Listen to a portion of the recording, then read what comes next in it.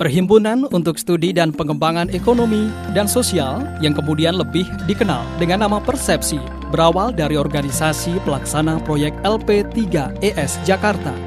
Dimulai sejak tahun 1979. Sejak bulan Mei tahun 1993, Persepsi menjadi organisasi yang lepas dari LP3ES dan berdiri sebagai lembaga swadaya masyarakat dengan berbadan hukum perkumpulan.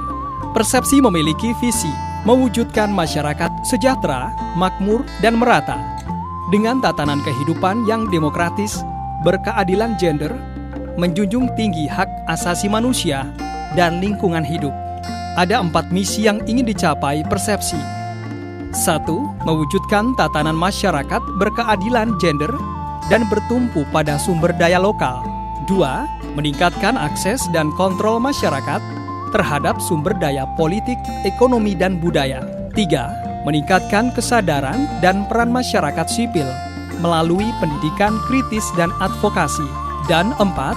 Meningkatkan kesadaran masyarakat tentang pengelolaan lingkungan hidup yang berkelanjutan. Dalam setiap gerak langkahnya, Persepsi menganut nilai-nilai keadilan, demokrasi, kesetaraan, solidaritas, dan kelestarian. Persepsi memiliki prinsip-prinsip menjunjung tinggi HAM, keberpihakan yang rasional, keragaman, kemandirian, kebersamaan, keberlanjutan, transparansi, akuntabilitas, dan wawasan lingkungan. Dalam pelayanannya kepada masyarakat, Persepsi menyediakan jasa pelayanan konsultan, studi pengembangan dan evaluasi program, serta kajian-kajian permasalahan publik. Persepsi juga melakukan pelatihan-pelatihan untuk meningkatkan sumber daya manusia yang lebih terampil dan kritis.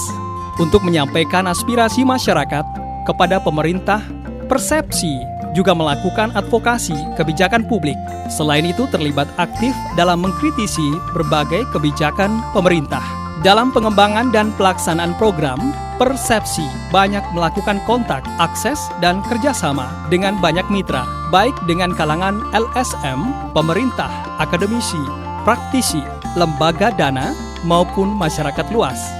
Persepsi juga telah diberikan kepercayaan banyak pihak, termasuk lembaga dana, untuk mengelola dana dan program-program mereka. Persepsi saat ini dikawal oleh relawan dan akademisi yang berpengalaman dalam merancang dan melaksanakan berbagai macam program kerja.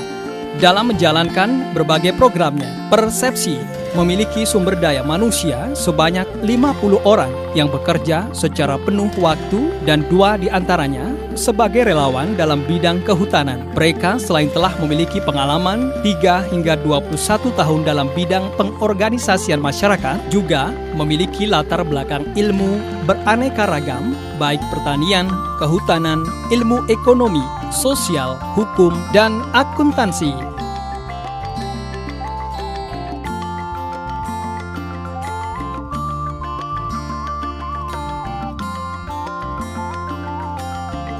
Dengan pengalaman selama 27 tahun, telah menjadikan Persepsi sebagai sebuah lembaga swadaya masyarakat yang handal dan patut diperhitungkan.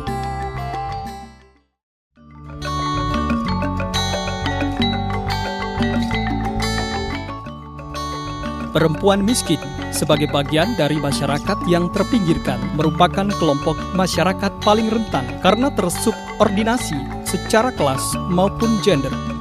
Minimnya penghasilan yang dihasilkan suami mendorong perempuan mencari sumber penghidupan untuk mencukupi kebutuhan kesehatan dan pendidikan anak sebagai bagian dari tugas-tugas reproduksinya.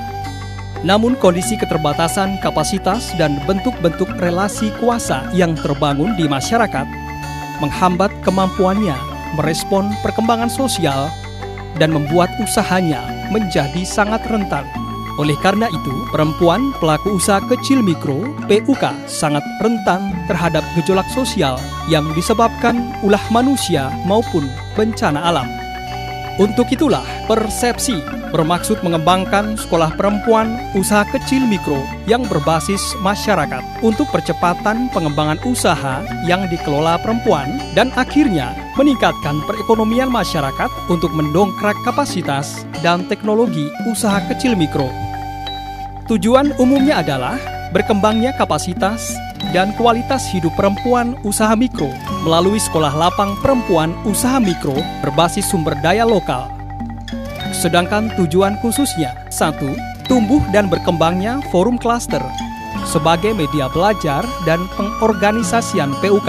2. Meningkatnya kapasitas perempuan dalam pengembangan usaha. 3. Meningkatnya usaha mikro yang dikelola perempuan.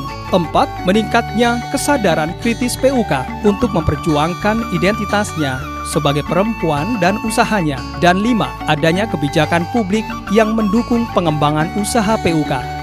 Strategi pengembangan sekolah lapang ini akan dilakukan secara intensif melalui forum klaster, diikuti para perempuan dari berbagai kelompok yang memiliki usaha sejenis.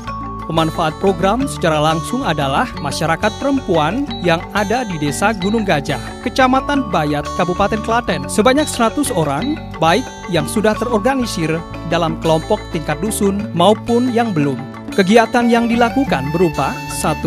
Kajian dan pengembangan informasi isu perempuan dan usaha kecil. 2. Penguatan kapasitas PUK dengan pelatihan manajemen dan keterampilan produksi, serta pengembangan teknologi tepat guna. 4. Pengembangan pasar, karena akses PUK terhadap dunia luas dan dunia bisnis masih sangat kecil. 4. Pengorganisasian PUK dilakukan berdasarkan jenis usaha yang sama agar pembelajaran bisa lebih mendalam dan menjawab kebutuhan PUK secara konkret. Dan 5. Pengembangan media untuk pembelajaran maupun promosi. Kegiatan ini didesain untuk 2 tahun, direncanakan akan dimulai tanggal 1 Juli 2018 dan berakhir pada akhir Juni 2020.